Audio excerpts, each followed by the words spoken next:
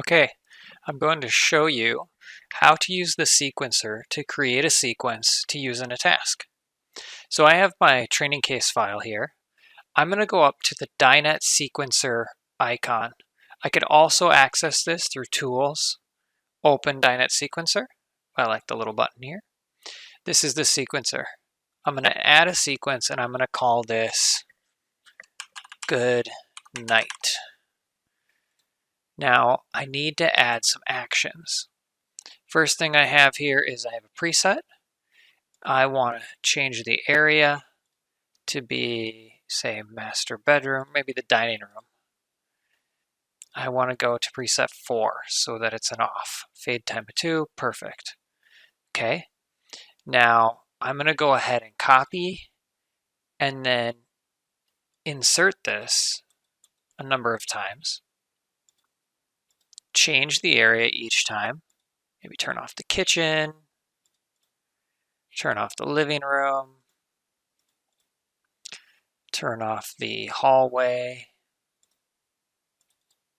maybe the home theater. I can turn off the exterior lighting, and then finally I'll turn off the garage. So say I want to turn all this stuff off. Well, these messages are going to come very quickly.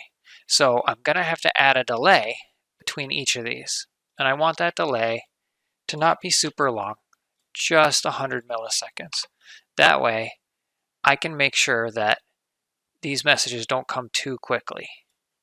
Then I'll copy this and insert, insert, insert, insert, insert. Now, each message will be spaced out. I can select this and run the sequence, but I'm not connected to the network right now. Or I can actually copy the sequence. Then I can go into a task. This is a task editor for one of our Antumbras, and I can paste that in.